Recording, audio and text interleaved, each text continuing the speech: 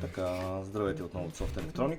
Сега ще покажем още един начин за мерене на така наречените инжектори за дизелови двигатели. В случая имаме изпратени тези 6 инжектора по наша препоръка, защото изпратиха компютъра, казаха, че не работи дадената банка и че няма 3 инжектора не работят. Обаче ние погледнахме компютъра, видяхме, че няма проблем и казахме: изпратете и дюзите и ние да си ги измерим. В случая имаме най-обикновен уред, който ще го сложим на максималната стойност 60 мегаома. Хубаво е да бъде някъде около 10 мегаома, 20, нали, да не е надолу, защото има такива уреди до 2000 килоома, 2 мегаома, но те не винаги вършат работа. Така, сега, измерването е съвсем просто, корпус и вътре на един от двата пина. И ето, както виждаме, имаме пробив. Както се вижда, проверяваме следващия инжектор, няма пробив, няма пробив, няма пробив, тук няма и тук няма. Следващото ще проверим между двата пина. Така, 180 килома, ще свалиме делението.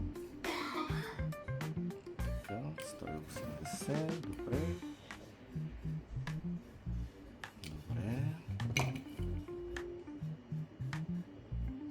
Тук е добре. И тук е добре. И тук е добре.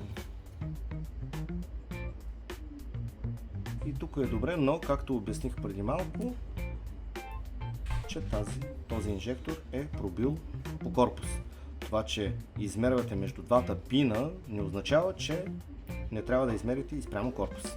Сега ще направим още по-правилното измерване с така наречения мегер. В случая използваме този мегер и го слагаме на 250 волта. Така, не повече. Не повече. Напълно са достатъчни 250 волта. Както се вижда, ето един край тук, има се бутонче. Натискаме и гледаме. Пробив. Както се вижда, тотално за нищо не става този инжектор. Проверяваме и другите. Няма пробив. Няма пробив. Няма пробив. И тук няма пробив. И така, и тук няма пробив. Това означава, че тези всичките са абсолютно здрави, електрически, механично вече, съответно, колегите, които се занимават с сериозните ремонти по тях. Иначе, чисто електрически, този инжектор е дефектен и в случая колегите знаят най-добре дали стават за ремонт, дали не стават за ремонт и така нататък.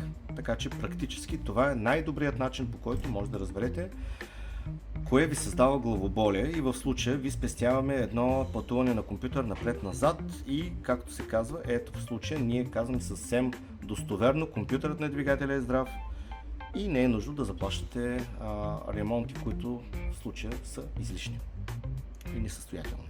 Това е което.